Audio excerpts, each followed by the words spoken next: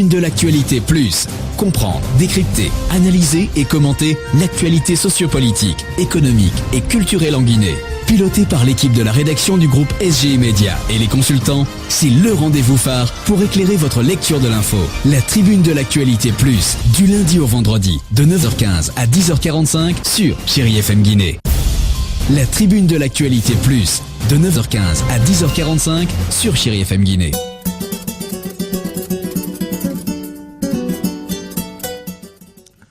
Mesdames et messieurs, bonjour. Très heureux de vous savoir nombreux à l'écoute de votre émission La Tribune de l'Actualité Plus.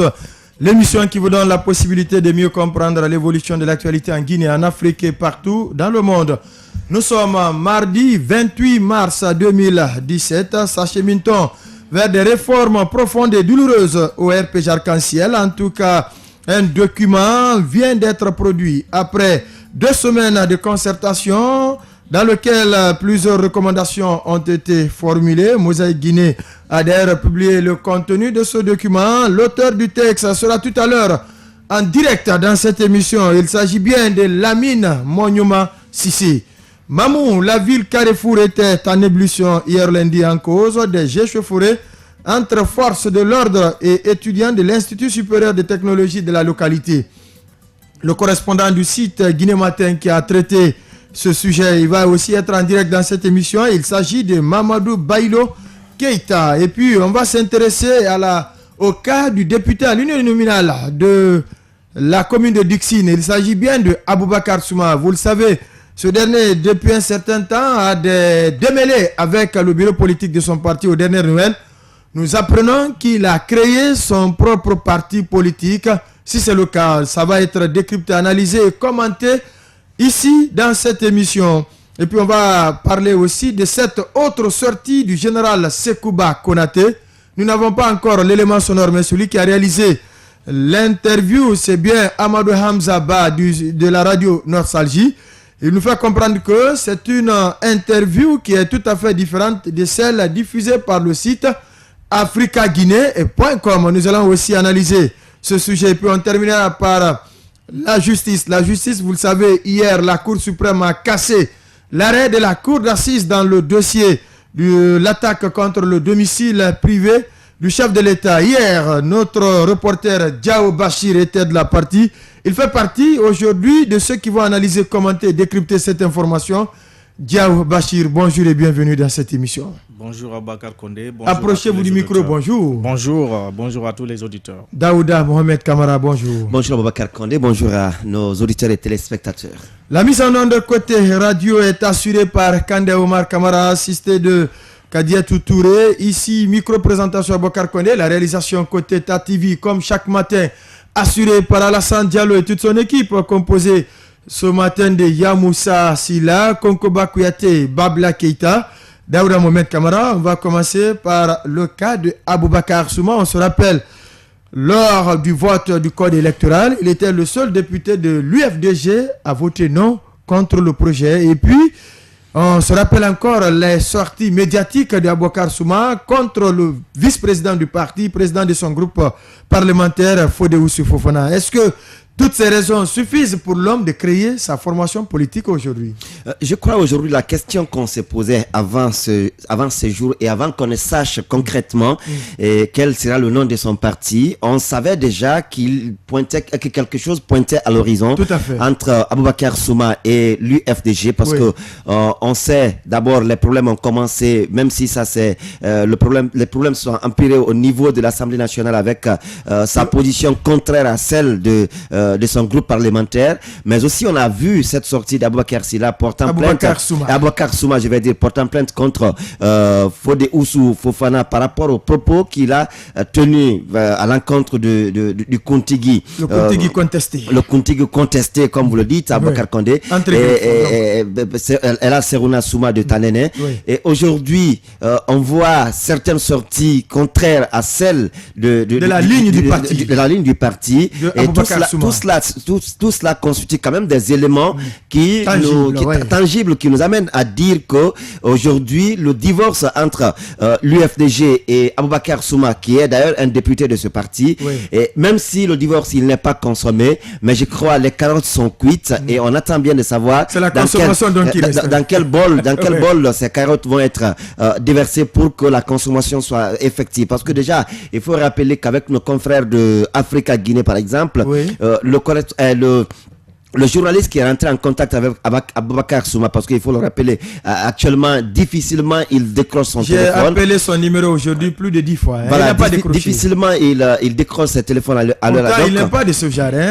C'est pourquoi je dis... Au moindre crépitement du téléphone, il décroche. C'est pourquoi je dis ces derniers temps, comme pour dire que ce n'est pas de son habitude. Pas du tout. Alors, le journaliste qui est rentré en contact avec lui, il a tacitement, comme le journaliste a transcrit, tacitement dit que il a son parti. Le nom du parti, il n'est pas encore dévoilé, mais le samedi prochain, à 15h à Gbessia, Cité de l'Air, il y aura une surprise. Il y aura une surprise, il y aura des annonces. Tout à fait. Est-ce que ces annonces, au nom de ces annonces, on va nous dévoiler le nom du parti, ou qu'est-ce qui va se dire, je retourne à l'UFDG, ou je divorce définitivement avec l'UFDG. Ce sont quand même des annonces peut-être surprises ou pas surprises pour certains, qui sont très attendus le samedi. Mais déjà, il faut se dire qu'entre Aboubakar Silla et Aboubakar Souma, excusez-moi, Aboubakar Souma, de l'opposition. Aboubakar Souma, le député de Dixine et son parti, l'UFDG, et on sait, une sortie quand il a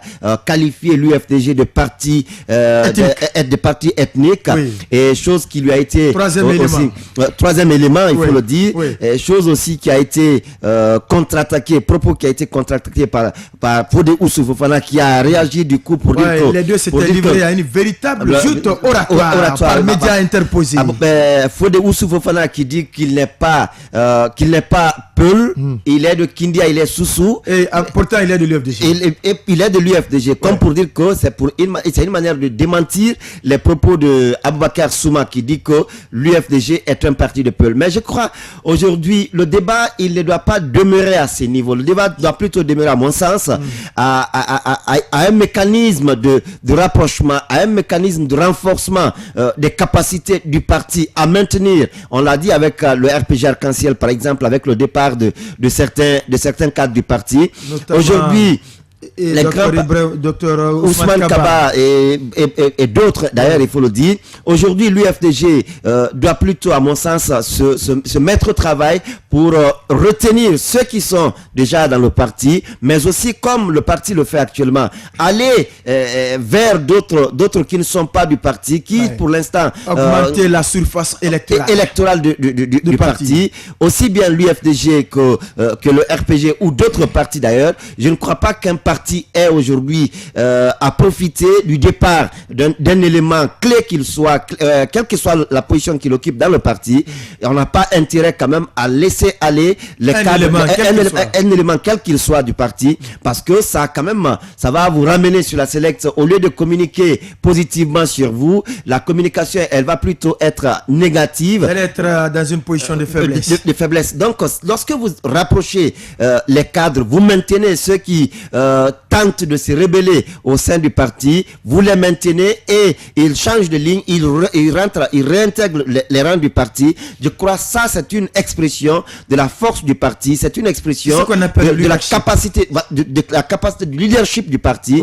Mais si d'un claquement de main on laisse partir, on se demande bien comment on va faire à l'avenir pour maintenir les alliés, parce que si on n'est pas capable de maintenir dans le parti les militants du parti, les militants jurés du parti, je me demande comment les alliés qui ne viennent pas par amour ou par conviction du parti, mais qui viennent de façon circonstancielle. De façon circonstancielle, mais aussi comme le cas de Mamadou Sylla, qui ne viennent pas par conviction avec votre parti, mais ils viennent avec leur parti et pour chercher à se positionner afin d'avoir des opportunités, afin d'avoir des intérêts. Et lorsque vous n'arrivez pas à maintenir soutenir ceux qui sont là par conviction, ben ceux qui viennent par intérêt, ils vont pas durer. Ils vont pas durer. Quand ils sont prêts un bon matin, ils vont partir. Diao Bachir, c'est le point de vue de Daouda Mohamed Kamara. Mais on a vu Aboubacar Souma, il était maire de Dixine après la mort du premier maire. Il a été investi maire. Et puis, je me rappelle ce jour-là, il a dit que les escrocs iront dire au président Alpha Condé qu'il ne l'a jamais soutenu. Je crois que c'est ce qui fut fait. Du coup, il a été débarqué. Il y a eu une hargne de sa part vis-à-vis du régime en place. Il dépose sa valise dans la cour de l'UFDG, aussitôt présenté comme député à comme candidat à l'uninominal de Dixine. Il remporte contre feu Mbemba Souma. Aujourd'hui, c'est le même Aboubacar Souma Mbemba Bangoura. C'est le même Aboubacar Souma qui aujourd'hui, en tout cas, son comportement n'est pas loin d'ingratitude vis-à-vis du parti qui l'a permis d'être député quand même. Ok, ça c'est votre avis, mais je voudrais revenir sur les 3 points que vient d'avancer Daouda. Je suis d'accord avec lui.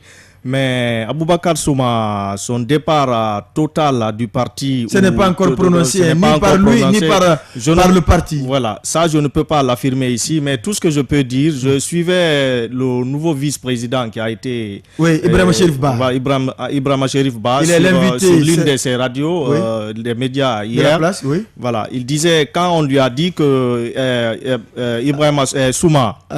Aboubacar Souma voulait créer un parti, il a rassuré les journalistes, il a dit aux journalistes comme quoi que même si Aboubacar Souma venait à créer un parti, que cela n'allait pas totalement impacter le parti et qu'ils feront tout en tant que nouveau vice-président pour dissuader Aboubacar pour qu'il rejoigne le parti. Du parti. Je sais qu'il y a des différends, ça c'est vrai, c'est effectif, à cause de tous les facteurs que vient d'avancer Aboubacar Souma, mais Ibrahima Cherif Ba a rassuré que même si Aboubacar Souma créait un nouveau parti aujourd'hui, que ce parti-là, au cas où Aboubacar Souma manifesterait le désir de faire une alliance, il ne le fera qu'avec UFDG. D'accord. Qu'il était persuadé de ça. Donc, toutes ces explications-là me poussent à dire que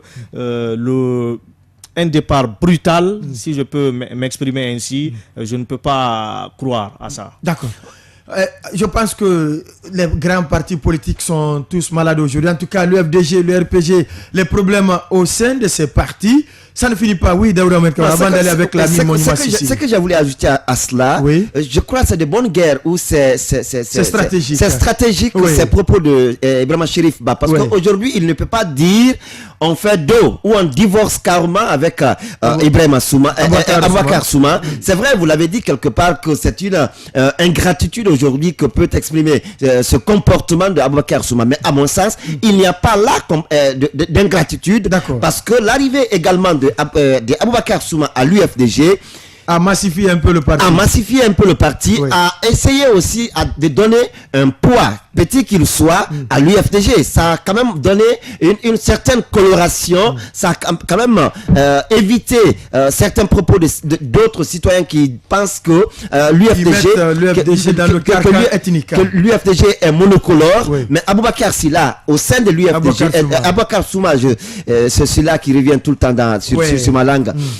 Aboubacar Souma, il est arrivé au sein du parti, petit qu'il soit, il a dû apporter quand même un poids au parti. Et aujourd'hui, il a aussi permis de démentir ou de défier ceux qui pensent que l'UFDG est monocolore. Donc aujourd'hui, je crois que ce n'est pas attendre qu'Aboubacar Souma crée un parti pour s'attendre à une alliance dans l'avenir avec l'UFDG. Je crois que c'est aujourd'hui qu'il faut tuer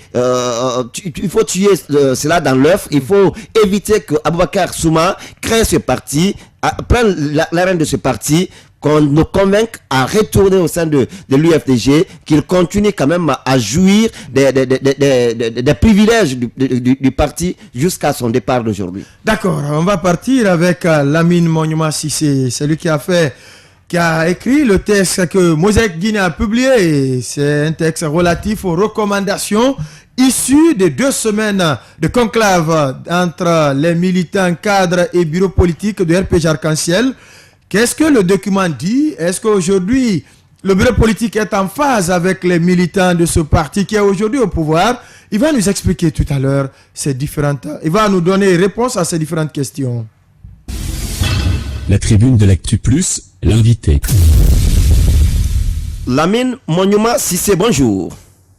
Bonjour Daouda Mohamed, bonjour à tous vos auditeurs, bonjour à mon cher ami Kondé. Voilà, nous analystes politiques, on est plus fort que les sportifs. On vous maintiendra quand même dans le carcan politique en attendant. Dites-nous, Abouakar Kondé le disait tout à l'heure, Lamine Monyouma Sissé, les 2 grands partis du pays, RPG, UFDG, semblent être malades aujourd'hui. Est-ce que c'est votre avis aussi?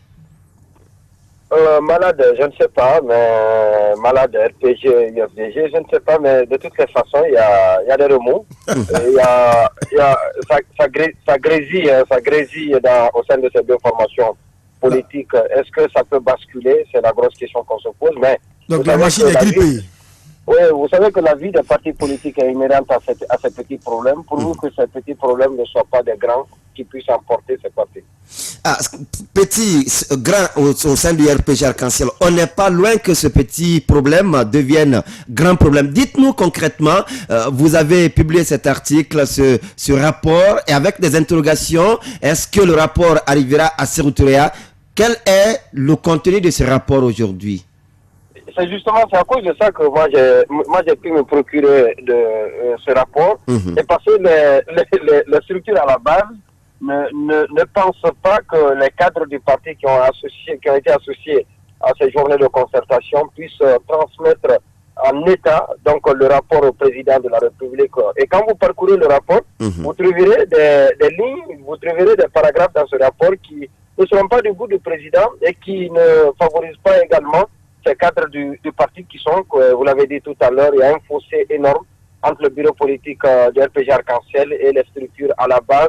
Et donc il y a une méfiance, il y a un mur de méfiance entre ces 2 structures, entre ces 2 entités. Parce que pour vous soutenir, Lamine Monyouma, quand ils disent, par exemple, depuis 1992, il n'y a pas eu de congrès, alors qu'il soit organisé dans un bref délai et tout le pouvoir centralisé à la présidence dans les mains du président de la République, les promesses non tenues par le président de la République, manque de transparence dans la gestion du parti, manque de communication, de soutien aux premiers militants qui sont dans l'oubliette, manque de considération aux militants, manque de formation des militants et manque de promotion pour les cadres. C'est bon d'être dans sa bouche. Voilà. Allez-y, Lamine Monyouma Sissé.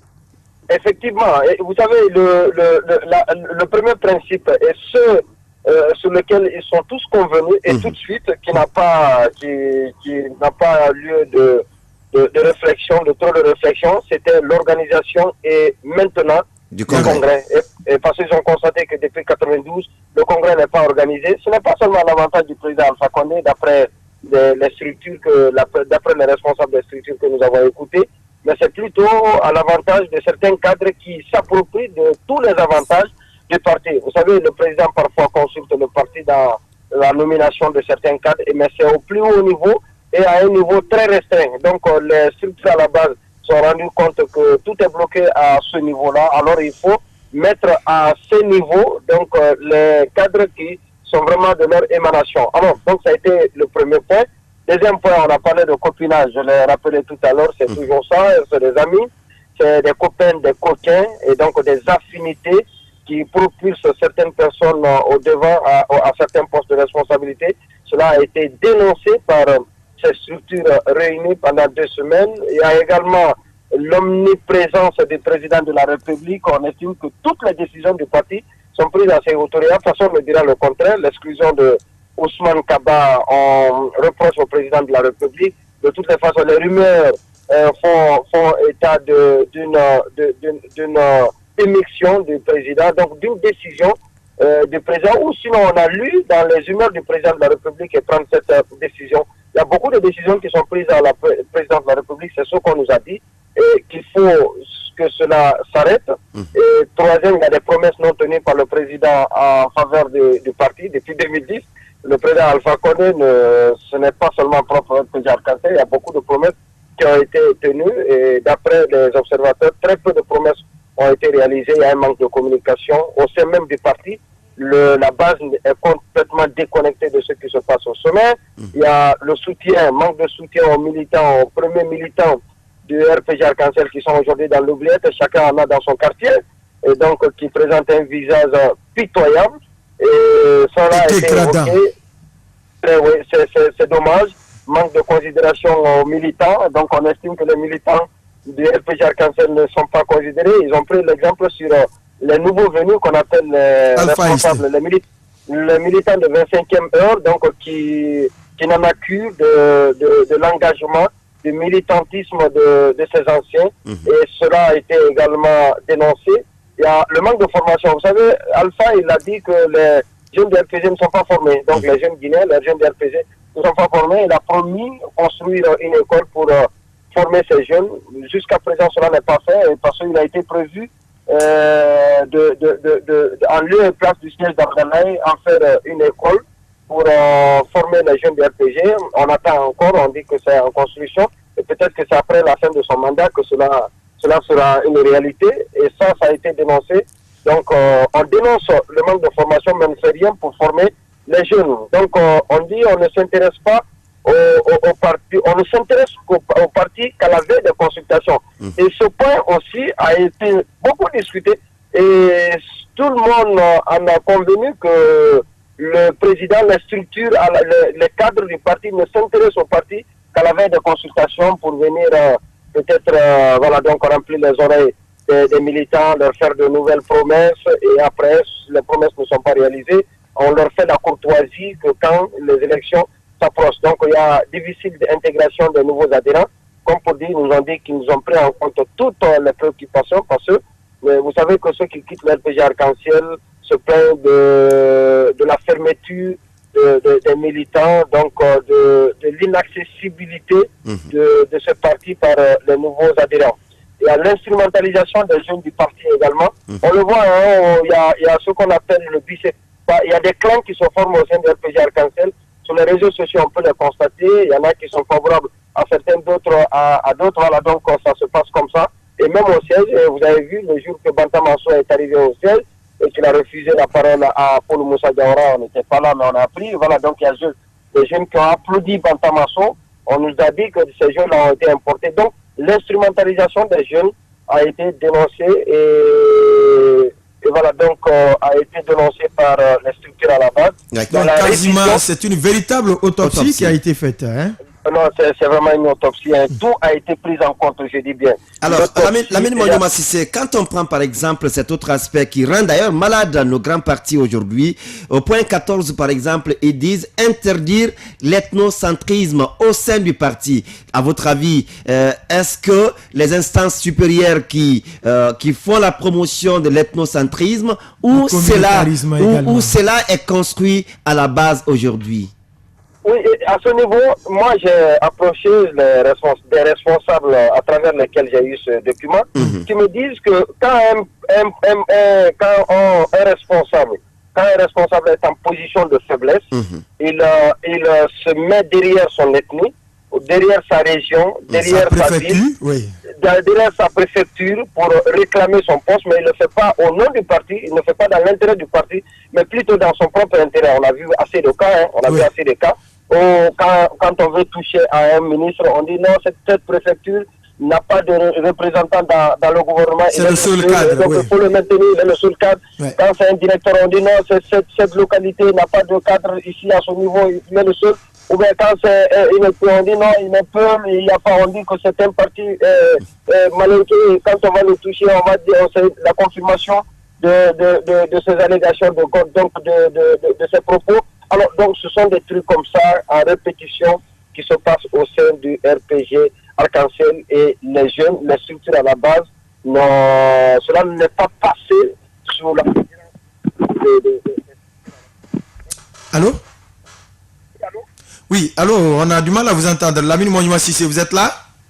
Oui, je suis toujours là. Maintenant, moi, ma question est, si toutefois ces conclusions sont véritablement respectées à la lettre, est-ce que ça peut être ça peut provoquer une nouvelle dynamique au niveau du RPG Arc-en-Ciel. Et si c'est l'inverse, à quoi peut-on s'attendre dans les jours à venir? Moi, je suis très fort que c'est... Positionnez bien le micro, Lamine. Oui, vous m'entendez? Non, pas du tout. Reprenez la position initiale. Alors, vous m'entendez maintenant? Oui, allez-y. Vous semblez être dans un trou là. Alors, vous m'entendez? Et pourtant, je suis dans la même position. Allez-y. On va essayer. Alors, je doute très fort que ces conclusions soient respectées. Et comme vous l'avez dit, si c'est respecté, je suis certain que beaucoup de choses peuvent être réglées au sein des partis. Le dynamisme peut reprendre au sein du RPG Arc-en-Ciel. Mais je doute très fort parce que le président de la République a des points qui ne seront pas évidents. Mais il y a des cadres autour du président également qui n'accepteront pas que certains points soient respectés parce que c'est à leur défense. Voilà, donc, et ça ne serait pas favorable à eux et ça va être compliqué et il faut s'attendre à des remous dans les prochains jours. Lamine? Oui, allô? On a du mal, on souhaitait continuer avec vous. Voilà. Vous m'entendez? Maintenant, c'est bon maintenant. Voilà, je dis c'est difficile, c'est difficile que ces points soient respectés à la lettre, comme vous l'avez dit tout à l'heure, parce qu'il y a des passages, je l'ai dit, qui ne sont pas. Quand on demande au président de la République de consulter le parti avant de nommer les hauts cadres de l'administration, Alpha l'a dit, il dit que cette décision elle est souveraine, il prend ses décisions de façon souveraine. Et voilà, donc peut-être qu'Alpha Condé va trouver le juste milieu parce qu'il a besoin de sa base. Mais il y a des cadres autour du président de la République qui tirent les ficelles, qui ne vont pas permettre au président de la République de respecter ses engagements, de respecter à la lettre ses conclusions, pas du tout, parce que c'est leur mort, c'est leur certificat de décès qui sera à cet effet signé, et ils ne sont pas prêts à quitter la scène du RPG Arc-en-Ciel, et ils veulent continuer à profiter sous le dos des militants. Alors, peut-être la dernière question. Est-ce que vous-même, vous ne relevez pas, en tant qu'analyste, quand même, vous ne relevez pas de paradoxe entre ce qui est dit aujourd'hui et ce qui a été reproché au président Alpha Condé de ne faire que la promotion des membres du RPG Arc-en-Ciel, bien qu'il y a des alphaïstes aujourd'hui, les arrivistes, mais on a toujours dit que Alpha ne fait que la promotion du RPG. Est-ce qu'il n'y a pas paradoxe entre réalité et ce qui se dit? Non, il y a un point important à préciser. Alpha a aidé le RPG, mais malheureusement, ceux à travers lesquels il est passé pour aider le RPG n'ont pas aidé les vrais militants, n'ont pas aidé ces vrais cadres du RPG Arc-en-Ciel, ça c'est une réalité. Deuxième chose, il n'y a pas que le RPG Arc-en-Ciel qui gère le pays, nous sommes tous analystes observateurs de la chose politique et la chose administrative. Parmi les ministres, peut-être que ceux qui sont après leur nomination, ils deviennent RPG, mais ils ne sont pas RPG à l'origine. Les directeurs, ils ne sont pas tous RPG à l'origine. Donc, vous savez, c'est le propre du Guinéen. Quand on se retrouve dans une administration, on épouse les habitudes, sinon on se mêle, on se confond à l'idéal, à la conviction du président, et même se déclarer militant de première heure de son parti. Mais ils ne sont pas tous des militants du RPG à l'origine avant leur nomination. Donc c'est ça la vérité. Mais les militants qui sont nommés, et pour la plupart, sont nommés, ne sont pas nommés sur des bases clairement établies. Et objectivement établies. Objectivement établi, et c'est ce que dénoncent les militants, les structures à la base, et parce qu'on estime qu'il y a du copinage, de l'affinité dans ces nominations, quand c'est proposé, quand c'est demandé au cadre du RPG Arc-en-Ciel d'en proposer. Lamine Monyouma Sissé, merci à vous d'être passé dans cette émission. La tribune de l'actualité plus, de 9h15 à 10h45 sur Chéri FM Guinée. Tout à l'heure, nous allons partir du côté de Paris pour avoir en direct dans cette émission Amadou Hamzaba. Il est l'auteur de cette deuxième interview du général Sekouba Konaté. Qu'est-ce qu'il a dit, l'ancien président de la transition? Nous allons écouter Amadou Hamzaba tout à l'heure, mais on a suivi Lamine Monyouma Sissé, Diao Bachir. Qu'est-ce qu'on peut retenir de son passage concrètement? Oui, bon, ce qui est essentiel dans tout ce qu'il a dit, c'est que c'est les propositions concrètes. Qu'est-ce que le chef de l'État pourrait faire pour atténuer cette situation. Et qu'est-ce qu'eux, ils ont proposé comme alternative?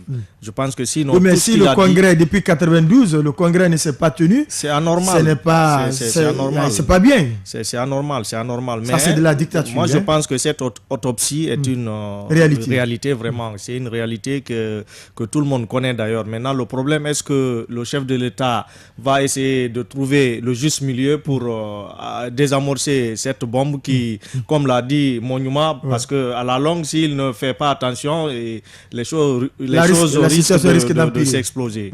Donc, oui, Daouda Mohamed Kamara. Oui, les choses risquent d'empirer ou les choses risquent d'exploser. Mais je ne sais pas, quand ça va exploser, ça sera dans la figure de qui? Ou dans l'avantage de qui? Dans l'avantage de qui? D'abord, de l'UFDG, en premier lieu. L'avantage de l'UFDG, ça, ce n'est qu'une opinion. Mais ce n'est pas... Deux grandes parties, deux grandes formations. Deux grandes formations politiques aujourd'hui. Ce n'est pas aussi... Quand ça ne va pas dans un camp, ce n'est pas aussi évident. Ce n'est pas aussi évident que l'éclatement de la bombe au RPG profite directement à l'UFDG. Et il peut y avoir d'autres partis de transition, il peut y avoir d'autres partis de séjour. On sait bien aujourd'hui comment les choses se passent. Et il y en a qui peuvent être déclarés aujourd'hui désormais de l'UFDG et le lendemain qui sortent pour dire attention, moi je n'ai jamais été là-bas, ou qui peuvent être déclarés désormais du RPG Arc-en-Ciel et après on dit non, ce n'est plus ça. Mais ce qu'il y a aujourd'hui, ce qu'il y a à ressortir à Bakar Condé, c'est bien qu'on se retrouve dans cet esprit dont on a toujours vécu. Le PDG RDA, après Sékou Touré, le parti se cherche aujourd'hui. Le PIP, après Lansana Conté, le parti se cherche aujourd'hui. Peut-être c'est une surprise qu'on veut nous réserver par rapport à la continuité à la continuité du RPG Arc-en-Ciel. Mais aujourd'hui, avec tout ce qu'on est en train de vivre, avec les remous, avec toutes ces révélations ou ces revendications aujourd'hui, il est fort à douter quand même que le RPG puisse émerger après le président Alpha Condé au pouvoir, après 2020, ce n'est pas évident que ce qu'on nous dit aujourd'hui que le RPG va demeurer 50 ans après, va diriger 50 ans après. En tout cas, Alpha Condé a pris cet engagement. Aujourd'hui, si cet engagement doit se matérialiser, il faut qu'il soit ouvert aux critiques, aux revendications, aux propositions des militants du parti. Ce qui reste clair, quand on dit que le parti c'est mon bébé, le parti n'est jamais un bébé. Le parti, c'est un instrument. Le parti, c'est un outil. C'est un objet duquel on se sert pour satisfaire ou pour assouvir ses désirs ou ses mais alors si c'est le cas, le RPG aussi ne va pas subsister après. Non, mais c'est qu'on est en train de vivre. On va partir du côté de Paris pour prendre cette fois-ci notre confrère de la radio Nostalgie, Amadou Hamzaba. Il a fait l'interview du général Sekouba Konaté après la précédente sortie. Qu'est-ce que Sekouba Konaté lui a dit? Nous allons lui poser ces questions tout à l'heure. La tribune de l'Actu Plus, l'invité. Amadou Hamza Che Guevara Nostalgie Ba, bonjour. C'est le nom authentique de Hamza. Bonjour avec le nom de mon profil Facebook, sinon c'est pas Amadou Hamza, tout simplement, rédacteur en chef de Radio Nostalgie Guinée. Voilà, vous êtes en séjour du côté de Paris. Pendant ce temps, c'est le général Sekouba Konaté qui fait des révélations. Parfois, on parle de volte-face ou on parle d'autres sorties contraires à la précédente. Dites-nous, vous avez tendu votre micro au général. Qu'est-ce que vous retenez de ce qu'il vous a dit? Peut-être avant d'aller avec cette question, vous l'avez rencontré dans quel état vous l'avez eu, monsieur Ba? Bien, écoutez, le général Sekouba Konaté est dans une somptueuse villa en route banlieue parisienne, précisément à Anguien, dans le 93. Nous avons utilisé nos propres relations pour l'avoir au bon moment. Ensuite, nous avons pris le train de Paris pour nous rendre à 1h30 de son domicile. Nous sommes rentrés dans sa somptueuse villa. On a vu un général en ce moment très normal, habillé en boubou marocain, qui nous a accueillis des escaliers et nous a conduit aussi dans ce salon où on a fait un entretien hors micro d'abord de plus de 30 minutes en train de discuter sur les sujets auxquels nous allons tout à l'heure débattre en direct. Et pour répondre directement à votre question, nous avons retrouvé un général dans un état normal avant de procéder à l'interview. D'accord. Alors, puisque vous l'avez retrouvé dans un état normal, qu'est-ce que vous avez retenu ou qu'est-ce qu'il vous a dit? Qu'est-ce qu'il a répondu comme question avec vous? Écoutez, le sujet bilan de notre si vous voulez, déplacement vers le général, c'était sur sa récente sortie médiatique concernant le dossier du 28 septembre. Nous l'avons posé cette question. On a vu un général qui dit être disponible, mais qui, entre guillemets, ne veut pas que ce dossier soit jugé en Guinée. Il veut que ce dossier soit directement transféré à la CPI, à la Cour pénale internationale. Il est allé jusqu'à dire, si moi j'étais Toumba, il allait demander qu'on me transfère à la CPI. Il nous a fait savoir qu'il a tous les dossiers de la CPI. Il invite également les autres à dire la vérité autour de ce grand dossier. Parlant des non-cités, le général Sekouba Konaté a nié et ne pas cité des noms comme Kerpala Kamara KPP, avec qui il garde de bons souvenirs. D'ailleurs, de passage, je précise que c'est l'un des fils de Kerpala Kamara KPP porte le nom du général Sekouba Konaté. Il dit que Sisto Kera était son grand-père, c'est Sisto même qui lui a donné le surnom Parissi. Il est ami du jeune frère de Sisto, Laï Kera, parlant de Baïdi. Il dit vraiment qu'il a cité Baïdi, mais ce qui l'a énervé, après les excuses, Baïdi est monté vite au créneau pour lui répondre. Donc, scandablement, amicalement et entre amis, ils se sont écrits des messages, ils ont arrangé tout cela. Donc, à grosso modo, c'est un général qui a nié tous les propos avant notre interview qui ont été diffusés partout, par là. Il dit ne pas être responsable de ça, il dit que ces propos ont été truqués à travers la haute technologie.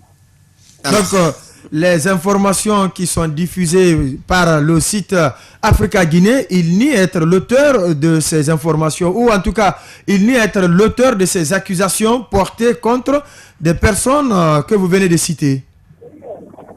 Oui, il a nié ses propos, il dit qu'il n'est pas responsable de ses propos, que ses propos ont été traités.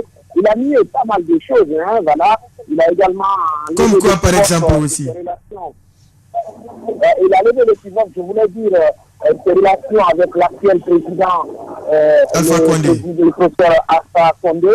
Il dit qu'à ce niveau, ce sont des, entre parenthèses, on va les appeler les escrocs ou les opportunistes qui donnent le rouage du pouvoir, qui viennent de raconter quelque chose et qui racontent autre chose au président Alpha Condé. Voilà l'incompréhension entre les deux personnes, mais il compte rencontrer très prochainement le professeur Alpha Condé pour laver le linge sale en famille, entre frères et sœurs.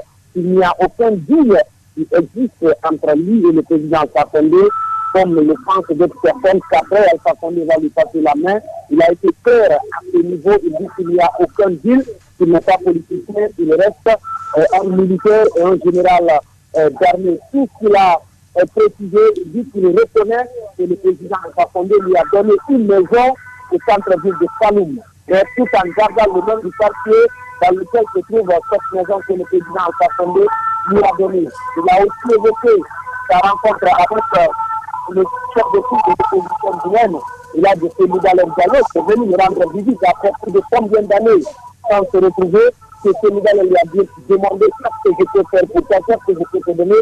Il dit non, moi ne me donne rien, je veux que la paix règne dans le pays, je veux la sécurité sociale, je veux l'entente entre tous les Guinéens. Voilà le passage, ce qu'il a pu livrer concernant la rencontre avec le chef de file de l'opposition guinéenne. C'est pourquoi qu'on a dit qu'il vit très bien à Paris. Voilà, il remercie les autorités françaises personnellement, Macron, qu'il a cité dans l'interview, mais en offre, il y a eu pas mal de débats que le général Sekouba Konaté a tenu avec nous pour une question, si vous voulez, d'instruction judiciaire.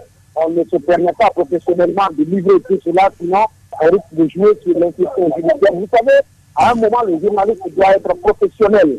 Le journaliste doit être professionnel quand une information peut poser des préjudices à la force sociale quand ça fait briller l'information judiciaire ou l'enquête judiciaire. Les journalistes réservent le droit de diffuser cette information. Ils ont beaucoup de choses en fait par le général. On a besoin d'une petite précision avant ce rappel du code de déontologie du métier. Est-ce que à Mme Zaba, vous lui avez posé cette question relative aux clés de secrétariat aux mains de Cellou Dalein Diallo en 2020? Oui, il a dit, il a dit qu'il n'a pas dit que Cellou Dalein a remporté la victoire en 2010. Il dit qu'il a eu les présidents africains au téléphone et qu'il a appelé personnellement Cellou Dalein à partir du Maroc pour dire à Cellou de reconnaître les résultats, mais qu'il n'a pas déclaré que c'est Cellou Dalein qui a remporté l'élection de 2010.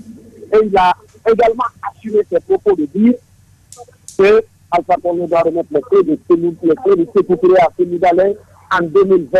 Et probablement, selon la compréhension de ses propos, Cellou Dalein et Lansana Kouyaté seront les deux leaders politiques proches de sécurité en 2020. Voilà ce qu'il nous a laissé entendre. Mais au-delà, il a parlé de Dadis, surtout de ces tueries du 28 septembre, parce que nous, personnellement, nous avons posé la question en tant que ministre de la Défense. Est-ce qu'un militaire peut se permettre de partir tuer des populations civiles sans l'autorisation du commandement de la hiérarchie militaire, connaissant un peu comment fonctionne la Grande Muette? Voilà. Il a levé l'équivoque en disant qu'un président a son bataillon, un président a sa garde. La garde du président n'est pas commandée par l'état-major général des armées. Les ordres de la garde présidentielle viennent directement du président, un chef d'état-major ne peut pas donner des ordres à la garde présidentielle. C'est pourquoi la garde présidentielle, le président a un chef d'état-major particulier et les ordres de la garde viennent automatiquement soit du président ou du chef d'état-major particulier du président. Il nous a fait comprendre que Dadis avait recruté 9000 personnes à Calais, que ce sont ces 9000 personnes qui sont venues tuer les gens, que c'est Dadis même qui a donné l'ordre de ça. C'est le propos du général Sekouba Konaté que je suis en train de vous transmettre. Les propos ne viennent pas de moi. D'accord. Il y a des éléments sonores qui vont l'accompagner après. Oui, et Diao Bachi. Amadou Zaba, bonjour. Bonjour. Oui, juste une précision. Est-ce que vous avez demandé au général de pourquoi il voudrait que le dossier du 28 septembre soit transféré à la CPI? Bon, je constate en lui, directement comme vous avez posé la question, on n'a pas posé cette question, il a répondu dans la première question que nous avons posée. Il dit que les Guinéens, tous ceux qui étaient acteurs de la transition, doivent dire la vérité. Et pour dire cette vérité, en toute honnêteté, et que c'est la CPI qui peut certainement vraiment jouer le massacre du stade du 28 septembre. Je constate un doute chez le général de fait que c'est la Guinée qui s'occupe de ce dossier. Il dit être prêt lui-même de partir à la CPI et dans les prochains jours, il doit même partir à la CPI en Hollande en rendez-vous de Fatou Bensouda, la procureure de la Cour pénale internationale. Voilà, il doute sur la moralité, si vous voulez, ou il doute sur la justice guinéenne en un mot. D'accord. Amadou Hamzaba, en séjour à Paris, capitale française. Merci à vous d'être passé dans cette émission appelée en Guinée, la tribune de l'actualité plus. L'émission que vous pouvez suivre juste après sur notre site www.tamtamguinée.com. D'accord? Oui, il n'y a pas de problème. Merci à vous, Daouda. Merci, Condé. Merci aussi à Kandé Oumar qui assure la technique certainement. Voilà, nous on se prépare pour Bruxelles. Vous savez, aujourd'hui à 20h, heure de Paris, la Guinée contre le Cameroun. Voilà, heure de Paris, la Guinée joue contre le Cameroun en match amical. Le match est prévu à Bruxelles. En ce moment même, vous m'avez appelé pour vous constater les bruits. Nous sommes à la gare en train de prendre notre train pour Bruxelles pour pouvoir retransmettre ce match pour le plaisir des Guinéens. On est là, c'est vrai, c'est au nom de nostalgie, mais on est... Oui, mais la preuve, nous vous avons demandé, vous avez du coup accepté. C'est ça la solidarité confraternelle, hein? Oui, j'apprécie ça au niveau de Chéri FM, parce que je vois un jeune reporter qui était hier sur le terrain, qui coordonne les activités. Chez lui, il n'y a pas de différence. tous les journalistes sont égaux, tous les journalistes sont logés à la même enseigne. Et tous les journalistes doivent se rendre service. C'est extrêmement important. Ouais. Et si besoin nécessaire, nous serons du côté de Bruxelles et n'hésitez pas de nous faire signe au moment opportun. Nous serons à la disposition de tous les radios privées, pourquoi pas les médias de l'État, parce que les journalistes guinéens. Merci beaucoup, Amadou Hamza Baye. Bon séjour du côté de Paris. Merci. La tribune de l'actualité plus, de 9h15 à 10h45 sur Chéri FM Guinée. On va tout à l'heure aborder cet autre cas lié à la Cour suprême qui a cassé, vous le savez, hier, l'arrêt de la Cour d'assises dans le dossier lié à l'attaque contre le domicile privé du chef de l'État. Ils sont nombreux qui sont impliqués dans cette situation, notamment Fatou Badiar, AOB et Jean Guilavogui. Notre reporter Diaou Bachir était du côté de la Cour suprême hier, mais d'abord, Daouda, qu'est-ce qu'on peut retenir du passage de Amadou Hamza Baye, toujours dans cette ou dans ces séries de sorties médiatiques, maintenant du général Sekouba Konaté?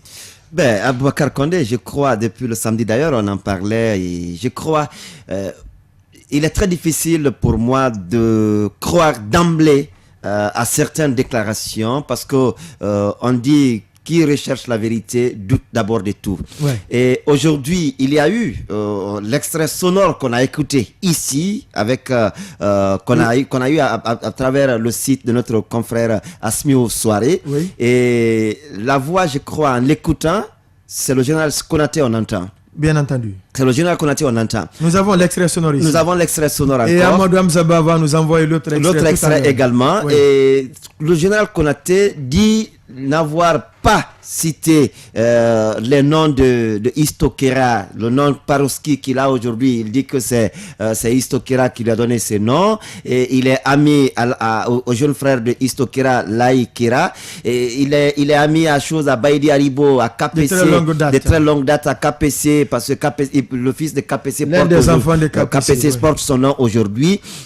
Mais ce qu'il y a à rappeler, il faut bien que le général, je le disais la dernière fois, il faut bien que le général accepte de coopérer avec la justice. De coopérer avec la justice. Parce toute franchise. Parce qu'aujourd'hui, ces différentes sorties, ces volte-face. J'ai fait, j'ai pas fait. C'est vrai, tout le monde sait qu'il y a des responsabilités aujourd'hui qui sont engagées dans ce massacre du 28 septembre. Il y a des personnes qui ont été des commanditaires. Il y a des personnes qui ont exécuté, qui continuent aujourd'hui à vivre, qui continuent à occuper certains postes de responsabilité, qui continuent à déambuler avec nous. Et les victimes connaissent certains. Les victimes se sont déjà exprimées. Il y a des victimes qui sont exprimées auprès du pôle de justice lors de l'instruction. Aujourd'hui, il faut bien que le général accepte de coopérer, je le dis encore. Il faut qu'il arrête un peu de nous faire voyager dans le néant, alors que la vérité, on sait où elle est. Lui-même, il sait où la vérité est. Il faut bien que le général accepte d'être général, comme il a rappelé, de nous laisser aller vers la vérité. Parce que là, on ne se retrouve plus. On ne se retrouve plus dans le général. Parce que hier, on l'a écouté. Aujourd'hui, on l'écoute. Et sur le même sujet, ce sont des propos qui sont différents. Et quand il dit que Dadis doit dire la vérité, c'est là il ne l'a pas nié. Il a dit dans cet autre extrait. Dadis dit qu'il est prêt à se mettre à la disposition de la justice. De la justice. Il a dit dans l'extrait qu'on a écouté ici le samedi dans Top Chrono avec les confrères, il a dit que Dadis doit dire la vérité. C'est Dadis qui a dit ça, c'est Dadis qui a fait ça. Il doit dire la vérité. Mais avec l'interview qu'il a eu avec Hamza, il n'a pas nié il n'a pas rejeté cela. Il demande toujours à Dadis de dire la vérité.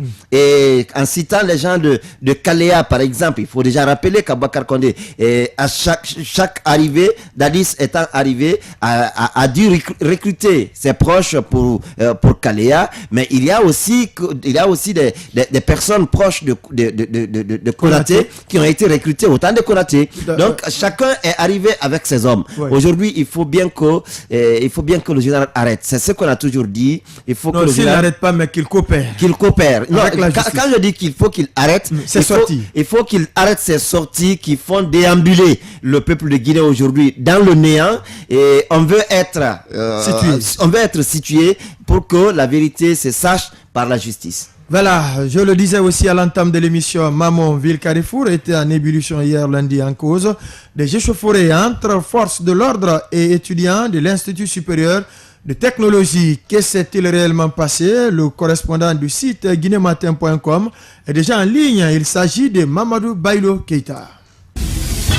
La tribune de l'Actu Plus, l'invité.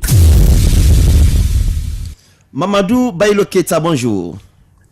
Oui, bonjour, monsieur Condé. Vous êtes correspondant de Guinée Matin du côté de Mamou. Quelques jours, il y en a, je vais dire, deux étudiants périssent dans un incendie à Mamou. Et entre-temps, ce sont des mouvements qui opposent aujourd'hui les forces de l'ordre et les étudiants par rapport à la desserte de l'électricité du côté de Mamou. Dites-nous, qu'est-ce qui se passe aujourd'hui dans la ville Carrefour? Eh bien, comme vous avez eu à le souligner en tout cas dans votre introduction, tout est parti de la mort de deux étudiants dans un incendie qui s'est déclaré dans une concession au quartier Poudrière. C'était dans l'année de samedi à dimanche 26 mars.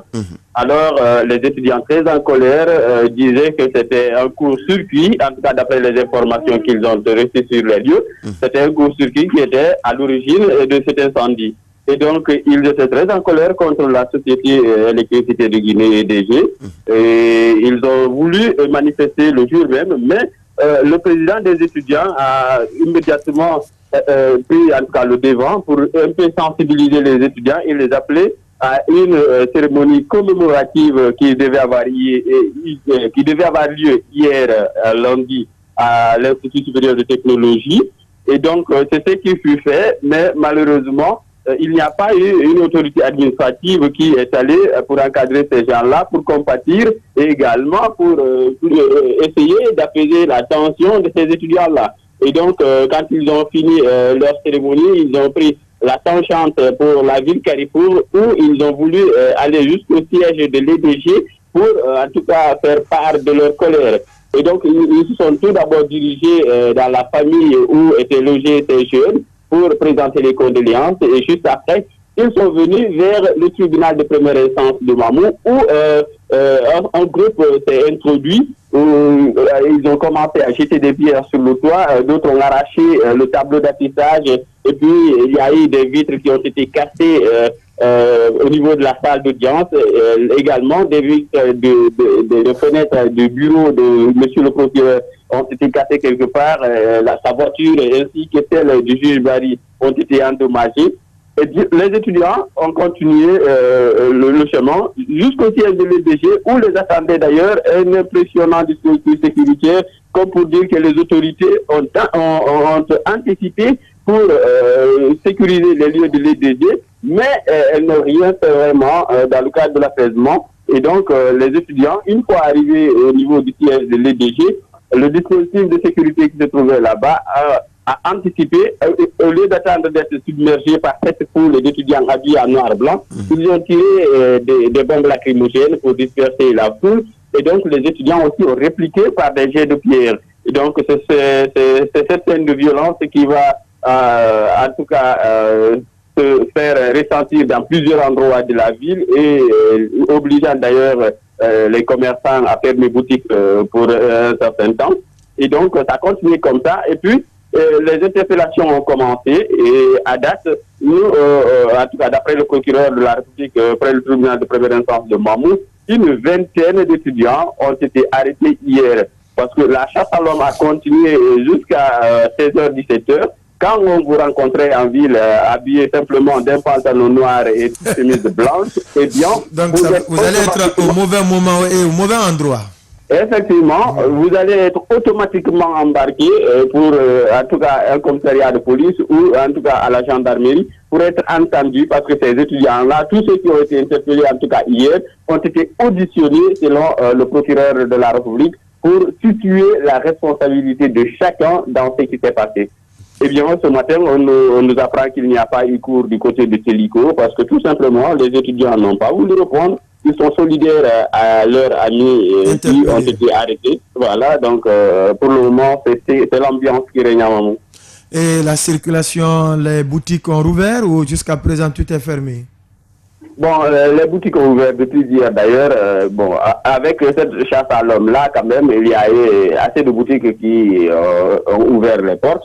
Et malgré tout, les boutiques fonctionnent encore. Tout va pour le meilleur des mondes possible dans le centre-ville. Mais le problème quand même, il est là, il est entier. Parce qu'aujourd'hui, ces étudiants se disent abandonnés. Ce ne sont pas les autorités également, ce n'est pas la population de Mamou qui a été solidaire parce que pendant toute cette manifestation, les gens sont restés vraiment terrés dans leur boutique ou dans leur maison. Personne n'est venu en tout cas intervenir pour dire attention, eh bien, ce sont des étudiants, il faut faire ceci ou faire cela. Donc c'est vraiment déplorable ce qui s'est passé. Il y a eu des dégâts matériels qui ont suivi la mort tragique et prématurée de ces deux étudiants qui ont péri dans l'incendie. Eh bien, on ne peut que déplorer. On ne peut que déplorer. Mamadou Bailo Keita, depuis Mamo, ville Carrefour, correspondant du site guinématin.com. Merci à vous d'être passé aussi dans cette émission. Merci beaucoup. Merci surtout de la disponibilité. La tribune de l'actualité plus, de 9h15 à 10h45 sur Chéri FM Guinée. Ah oui, la disponibilité, c'est un devoir, surtout solidarité corporative oblige.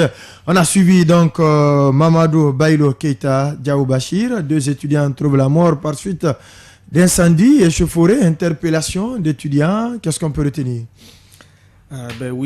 Situation à déplorer. Situation à déplorer, et surtout au nom de toute la corporation, nous on présente nos condoléances et nous pensons que ces genres de choses ne vont plus se répéter parce que c'est récurrent. Il faut pas, c'est récurrent parce que les coupures intempestives, ce n'est pas là-bas seulement, c'est presque sur toute l'étendue du territoire. Oui, mais souvent dès qu'il y a incendie au niveau d'un bâtiment, dans une concession, le premier accusé c'est EDG. Est-ce que c'est forcément le cas?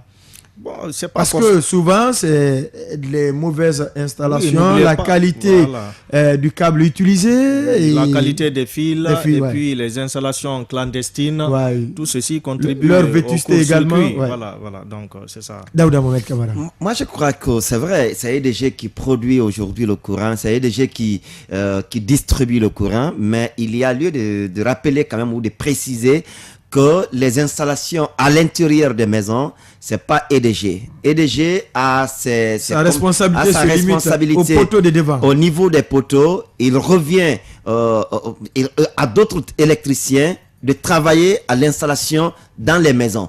Maintenant, s'il y a incendie dans une maison, il n'y a pas lieu, à mon sens, de s'attaquer directement à l'EDG, mais il faut savoir quelle est la source de l'incendie dans ma maison. Et les coupures intempestives, ça arrive à tout moment, mais si parfois vous avez une installation qui répond aux normes, il y a lieu quand même que vous soyez épargné de certains dégâts. Non, mais la moindre anomalie, ça disjoncte automatiquement. Ça disjoncte automatiquement. Ouais. Mais aujourd'hui, il faut passer dans les maisons, partout à Conakry, à l'intérieur du pays. Les gens, même s'ils ne sont pas électriciens, ils se permettent de passer à une installation parce que tout simplement, le poteau est passé à côté de chez eux et ils peuvent aller prendre un électricien de quartier qui n'a aucune maîtrise, qui peut venir faire l'installation. Et lorsque le fil arrive à la maison, lui-même il peut se charger parfois de continuer l'installation. Il peut amener les prises, il peut installer les prises dans la maison, il peut envoyer des rallonges qui ne sont pas de qualité.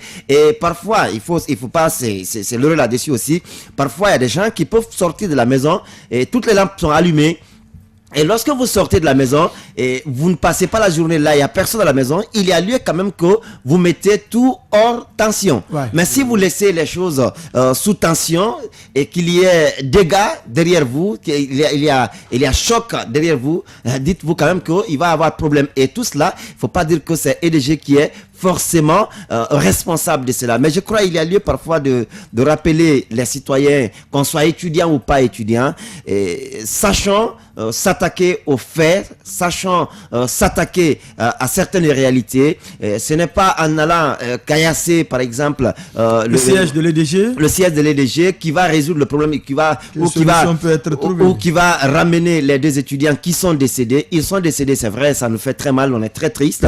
Mais paix à leur âme. Ce n'est pas quand même en s'attaquant à l'EDG ou aller s'attaquer au bureau du procureur que cela va ramener nos frères qui sont tombés. Ça va les ranimer. Ranimer, ça ne le fera pas. Mais je crois qu'il y a lieu qu'on sache que les édifices publics, nous leur devons respect et considération, protection.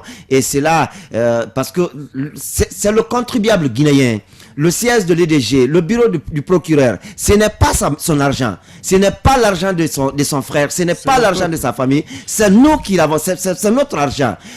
Qu'on soit à Conakry ou qu'on soit à Gekedou ou à Kankan, notre argent rentre dans le cadre de la construction des édifices publics partout sur le territoire national. Lorsqu'on les détruit, on détruit notre argent, on détruit notre sieur, parce que quand on s'attaque au poteau à Conakry, on s'attaque au bureau de l'EDG, on s'attaque à des bâtiments, à des bâtisses publiques, je crois qu'on s'attaque à nous-mêmes. Et c'est là, il faut bien qu'on manifeste notre colère, mais qu'on ne s'attaque pas aux édifices publics. Ça se retourne contre nous parce que on verra tout le temps.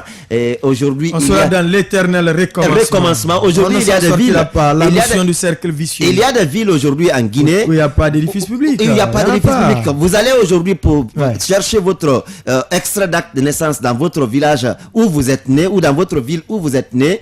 Difficilement vous allez retrouver. Les archives ont été brûlées.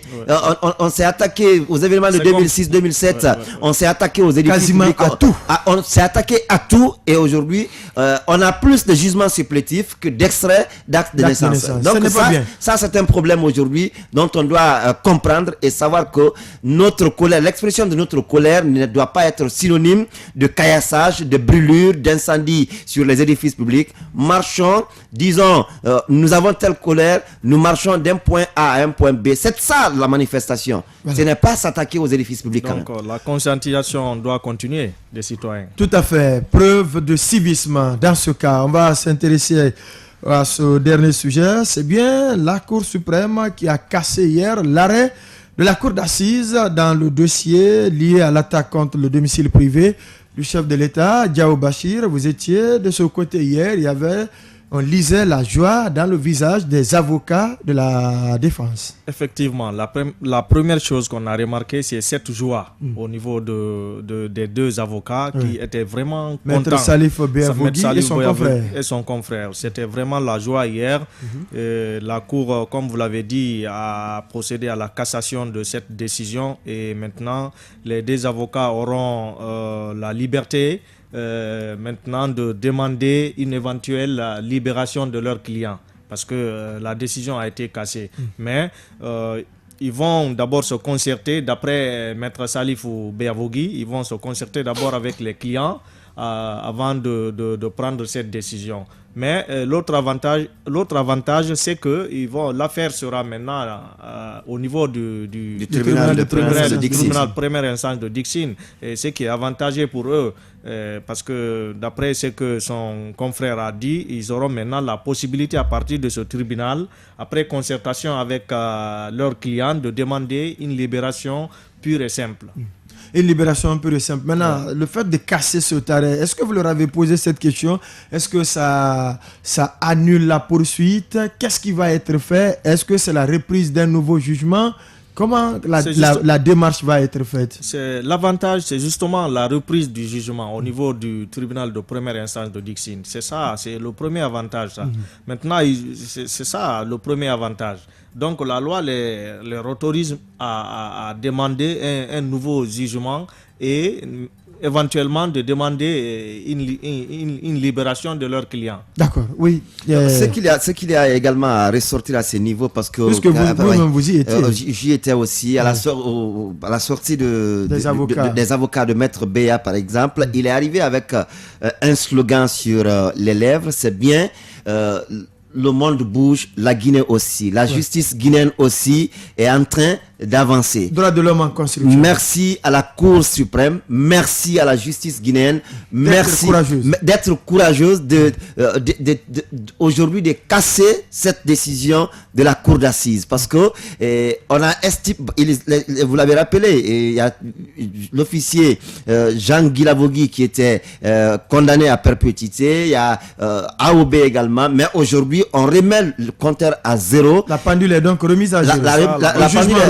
Le jugement reprend et à ce niveau, là où d'ailleurs s'est réjoui Maître Salif Béavogui, c'est là qu'il a dit d'ailleurs que la justice avance et aujourd'hui c'est une manière de leur donner raison, de dire que leurs clients ne sont pas fautifs, rien ne peut être, ou rien n'est retenu aujourd'hui contre leurs clients, parce que voilà ce qui a amené la Cour suprême à casser la décision de condamnation de AOB, de Jean Guilavogui et de Fatou Badiar. Alors, on va aller maintenant avec les auditeurs et téléspectateurs. Vous qui avez suivi cette émission depuis le début, vous pouvez réagir via les deux numéros du stand, le 666 99 99 30 ou le 666 99 99 31.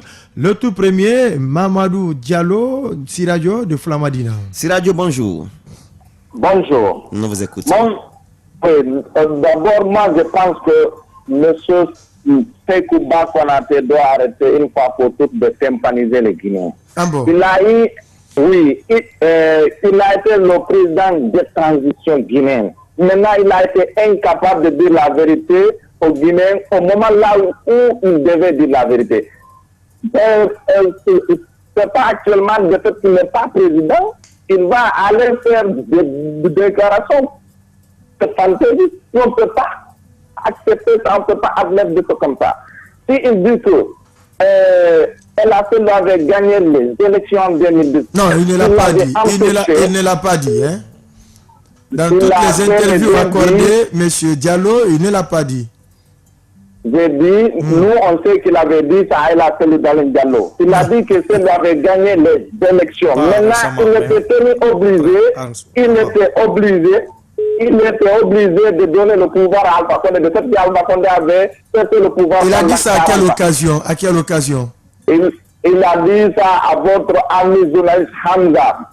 Non, Hamza dit tout à l'heure qu'il n'a pas dit que c'est celui qui a gagné, mais il a appelé le président à reconnaître sa défaite. Non, tout à l'heure, c'est ce qu'Hamza a dit. Oui, moi-même,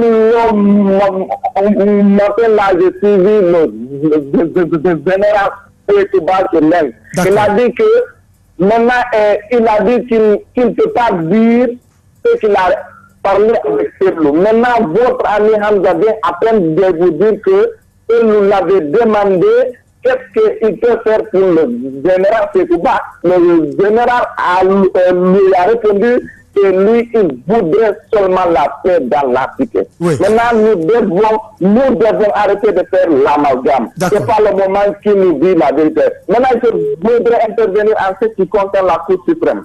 La Cour suprême a reçu un dictat venant du secrétariat. C'est purement politique. Parce que les gens là ont été accusés du tort. Pourtant, vous n'êtes pas du même point de vue que les avocats qui défendent ce dossier. Eux, ils parlent plutôt d'avancer. Oui.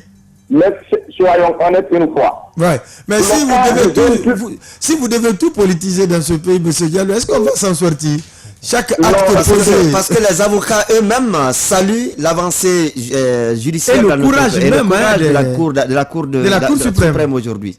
Je vous conseille, maintenant, ce qui reste clair, le cas du 28 septembre a été avant le tentative, avant... Voilà, il y a M. Condé Amadou aussi qui s'impatiente au bout du fil. Merci à vous, M. Diallo. M. Condé, bonjour. Bonjour, la mère radio. Nous vous écoutons. Je dis félicitations au général, c'est pour pas Konaté. D'avoir dit aussi la vérité. On se demande Il est parti, monsieur Condé. 666 99 99 36 666 99 99 31. Appelez-nous, apportez vous aussi vos commentaires à ces différentes interventions. D'abord de la mémoire. Alpha Cabinet. Alpha Cabinet Kouyaté, bonjour. Oui, bonjour mes frères. Nous vous écoutons. Nous vous écoutons. Okay, bonjour à l'ensemble des auditeurs. Aujourd'hui encore, la justice guinéenne vient de montrer son indépendance. Et ceux qui pensent que cette justice est inféodée au pouvoir en place, encore. Parce qu'aujourd'hui, la manifestation de vérité encore est en train de se trouver dans ce dossier de l'attaque du chef de l'État. Mais ce qui intoxique un peu la cité, nous le connaissons. Donc, qu'ils arrêtent un peu. Parce qu'aujourd'hui, Maître Yavogui, vous l'avez suivi hier, ce qu'il a dit par rapport à cette justice guinéenne. Depuis que Maître Chako est là, nous voyons comment cette justice aujourd'hui fonctionne. Parce que le procureur peut être sanctionné. Aujourd'hui, on a 3 magistrats qui sont radiés complètement pour faute lourde. En ce qui concerne le général Sekouba Konaté, il faudrait que les uns et les autres sachent les gens garder. Celui qui va de gauche à droite et qui est aussi responsable quelque part de cette affaire, qu'il arrête. Nous l'avons vu de l'autre côté au Burkina aller demander le soutien de Moussa Dadis Camara, pendant que c'est lui-même qui dit que s'il y a des gens qui ont été beaucoup plus touchés au stade du 28 septembre, c'est bien les militants de son parti. Et aujourd'hui, on le voit encore du côté de Sekouba Konaté, où il demande qu'est-ce qu'il peut donner à Sekouba Konaté. Même si on reprenait les élections aujourd'hui, je le dis haut et fort, que le parti de l'UFDG sera battu ici à haut. C'est facile de le dire, voilà. M. Kouyaté. Condé Amadou qui est là. Voilà, M. Kouyaté, merci. On va prendre Condé Amadou aussi. M. Condé, bonjour.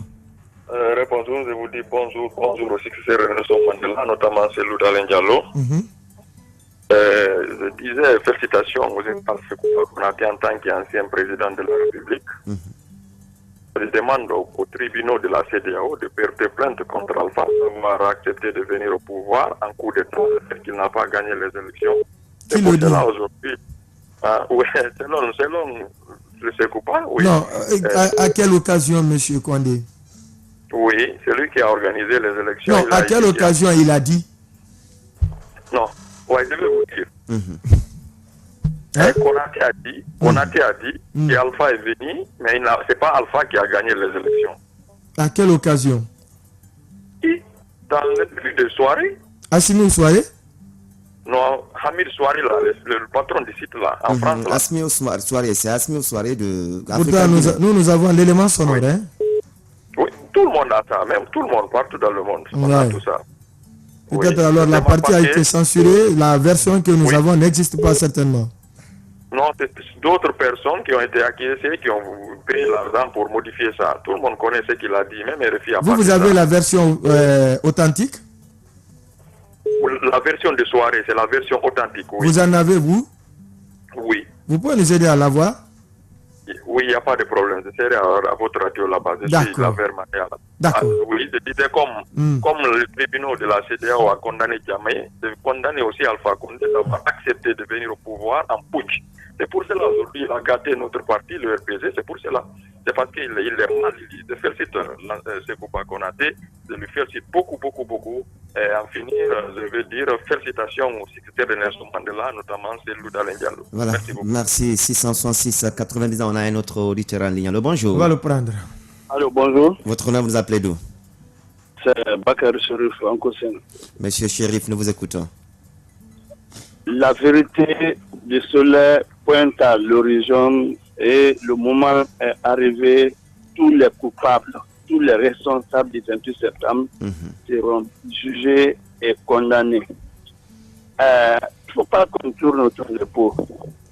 Aujourd'hui, qu'on veut ou pas, c'est l'acteur majeur du 28 septembre. Même si on ne veut pas le dire clairement. Politiquement, il est dedans. Socialement, il est dedans. Financièrement, il est dedans. Et tout ça, ce sont des accusations très graves que vous portez, monsieur Chérif. je vous parle en connaissance des causes. Oui, mais la justice n'a pas encore dit que Cellou Dalein, de tous les caractères que vous énumérez, la justice ne l'a pas dit. Il a été clair quand Jean-Marie était Premier ministre de la Transition. Il a dit encore que si l'élection n'aura pas lieu le 19, qu'il y aura un autre 28 septembre encore. Jean-Marie a dit, paix à son âme, il a dit qu'il ne discute pas avec un irresponsable de son parti. Parce qu'il a dit que lui ne peut pas maîtriser ses militants encore, qu'il y aura un autre 28 septembre. Ce n'est pas moi qui le dis. Tous les propos sont là. Tout ce que les gens ont sont là. Ce n'est pas moi qui le dis. Il ne faut pas que les gens tournent autour des cours. La fête est 28 septembre. C'est pourquoi je disais l'autre fois, Toumba est témoin. Il est témoin. Tout ce qu'on était aussi en train de dire, ça c'est la comédie. Moi, je le toujours remercie. Un général est responsable. Voilà, on va prendre un autre auditeur, M. Kamara Moussa de Dabondi. Merci à Chérif. M. Kamara Moussa, bonjour. Oui, bonjour. Nous vous écoutons. Oui, je dis IFDG est dangereux pour le pays. Comment? C'est un parti dangereux pour le pays. C'est IFDG qui a manipulé tout ça là, parce qu'ils sont contre l'honorable Baïdi. C'est pourquoi Konaté a démenti ça sur le matin. C'est une radio nostalgie qui vient. C'est comment Konaté dit qu'il n'a pas dit à Cellou Dalein. Il a dit que Cellou Dalein, il faut accepter les résultats. Il n'a pas, c'est Cellou Dalein qui a gagné. Et je dis que Sidi a envoyé un million de vidéos à IFDG. Comment que IFDG peut gagner l'élection? Sur quelle voie il peut gagner ça? Voilà. C'est avec l'alliance de l'UFR. Non. Si. Il a envoyé un vidéo. Comment il peut gagner l'élection en 44%? D'accord. Monsieur Kamara Moussa, merci à vous d'être passé dans cette émission 666. Passez une excellente journée à vous, monsieur Kamara Moussa, depuis Dabondi. 666 99 99 30, 666 99 99 31. Appelez-vous aussi, apportez votre point de vue par rapport à ces différentes thématiques développées ce matin. Traoré, Ibrahima de Hamdallah. Monsieur Traoré, bonjour. Bonjour les deux grands journalistes et bonjour à l'équipe du jour. Moi, je pense que ce Kouba Konaté vient de montrer vraiment qu'il est un homme responsable. Vous savez, ces événements-là, tout le monde sait aujourd'hui en Guinée quels sont les... Il est parti. Monsieur Diallo Sidi de la Carrière. Monsieur Diallo, bonjour. Bonjour, vous allez bien? Ça va très bien, nous vous écoutons. Merci. Je dis, nous on a gagné l'élection la part de l'Alliance CFR. Ah bon? Ah ouais, non, notre parti est grand. Alliance CFR. Quel est le parti qui est petit? Hein? Quel est le parti qui est petit, monsieur Sidi? Monsieur Condé, monsieur Kamara, IFR, c'est un petit devant IFDG. Ah oui, sa force de frappe est grande. IFDG, c'est un grand parti, monsieur Condé. Okay. D'accord. Alors, merci à vous. Merci. Monsieur Diaby. Monsieur Diaby, merci à vous. Alors, un autre en ligne. Allô, bonjour. Oui, bonjour. Monsieur Diaby, allez-y. Monsieur Diaby, nous vous écoutons. Oui, Arsom Sayamaka Diaby, je vous appelle depuis la Minière. Bonjour. Moi, je voulais revenir un petit peu par rapport à ces récentes sorties du général. Je pense qu'il a été président de la République du Brésil. Il mérite rester considération. Mais c'est ce même général, je pense, il n'y a pas 5-6 mois, qui disait que Kenka était petit aussi pour Alpha Condé, tellement que c'est un bon travailleur. Si le général revient au cours de ces derniers temps encore, il affirme que je pense que le Dalein avait rapporté, ou bien il a été contraint de connaître le résultat. Ben bon, il faut 28 septembre. Bon. Là, de ce côté-là, je n'accuse pas pour le général par rapport au 28 septembre. Ça, j'accuse un peu le professionnalisme qui a manqué de type qui a publié. Je pense que quand un tel monsieur en instance de justice, donc il ne faut pas vraiment se permettre de... Non, pas tout à fait, monsieur Alpha Moussa Maka. C'est pas tout à fait. S'il a donné son aval à ce que ces informations soient publiées, où est le problème? J'écoutais un peu Hamza. Hamza aussi rappelait un petit peu la même chose. Si Hamza aussi se permettait, je pense, de dire tout ce que le général lui avait confié, et bien là, il ne serait pas là, quoi. Donc moi, je pense que là, de ce point de vue-là, l'intéressé qui avait publié pouvait au moins garder ça et au moins opporter l'enregistrement audio. Il peut quand même avancer ça et c'est au moment venu. Mais pas maintenant là. Là, je pense que le général Il va falloir qu'il fasse... Non, mais notre confrère, il a d'abord été attaqué par d'autres qui ont pensé que c'était des mensonges et il fallait qu'il publie. Il fallait qu'il publie cela. On va prendre le dernier auditeur, M. Yabi. Merci. On va prendre Ibrahima Bangoura. Allô. Oui, M. Bangoura, bonjour. Bonjour, monsieur le journaliste. Allez-y. Bon, je voulais juste parler par rapport à l'intervention de Sekouba Konaté. Il faut que nous, les Guinéens, on arrive à dire à nos dirigeants qui ont eu la chance une fois de diriger le pays, d'être sérieux. Comment se fait-il qu'un général de l'armée qui a été général et qui reconnaît aujourd'hui qu'il a eu une pression sur lui d'avoir une pression de traiter ici les résultats. Normalement, si c'est un pays sérieux, on doit la justice doit poursuivre ici le général. Donc, ça prouve suffisamment le temps qu'il a eu pour gérer le pays, il n'a pas géré le pays avec le sérieux. Mais c'est bizarre ça. D'accord. On va prendre le tout dernier auditeur, M. Sidiki. Oui, voilà, merci à vous, M. Bangoura. On va prendre le dernier auditeur, M. Sidiki depuis Koya. Bonjour. Oui, bonjour. Nous vous écoutons rapidement. Bien. Je crois, depuis un certain temps, moi j'ai suivi le général Konaté dans ses déclarations, mais il y a trop de contradictions dans ce qu'il annonce. Il se confond de beaucoup dans ses déclarations. Tantôt c'est Alpha qui a gagné les élections, tantôt c'est Selou. Ou bien, et tout dernièrement, il dit, on l'a vu en France avec les PAT, il dit que PAT est l'homme qu'il faut pour la Guinée. Après, il dit encore que si la Guinée veut avancer, Alpha n'a qu'à solliciter un troisième mandat. On voit tout ça sur les réseaux sociaux. Et tout dernièrement, on l'a vu encore en photographie avec Selou. Et le congratiste dit que c'est lui qui a encore gagné les élections. Bon, vous voyez... Non, il ne l'a pas dit. Ça, il ne l'a pas dit. Bon, en tout cas, c'est ce que les gens de Selou disent. Oui, mais ils peuvent le dire. Non, c'est tout comme vous trouvez ici parfois. Voilà, on colle tout à son actif. Heureusement que ce matin, il a commencé à démentir certaines choses. Et je crois bien à ce que Saïdé Haribo a dit hier. Vraiment, il n'a qu'à soigner ses propos. Il est un homme d'État qui est sorti par la grande porte.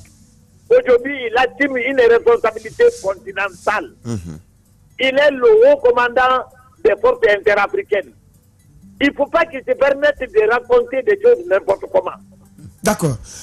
On est bousculé par le temps, la radio, la télé, c'est l'heure. Merci à vous, monsieur Sidiki de Koya. Vous êtes derrière le dernier intervenant au compte de l'émission de ce mardi 28 mars 2017. Merci à vous, Daouda Mohamed Kamara, pour la co-animation. Diao Bachir également. Merci à la technique radio et celle de la télévision Africa Today. La rediffusion de l'émission, c'est à 22h05 sur Chéri FM, la 104.1, 22h15 sur Africa Today Télévision. Et quant à nous, on se reprend demain, très certainement, avec le ministre Siaka Bari pour parler de ce qui va et de ce qui ne va pas au niveau du ministère de la culture, des arts et du patrimoine historique. Merci et portez-vous bien. La tribune de l'Actu Plus, c'était avec l'équipe de la rédaction. Du lundi au vendredi, de 9h15 à 10h45 sur Chéri FM Guinée, la tribune de l'actualité plus. Comprendre, décrypter, analyser et commenter l'actualité sociopolitique, économique et culturelle en Guinée. Piloté par l'équipe de la rédaction du groupe SGI Média et les consultants, c'est le rendez-vous phare pour éclairer votre lecture de l'info. La tribune de l'actualité plus, du lundi au vendredi, de 9h15 à 10h45 sur Chéri FM Guinée.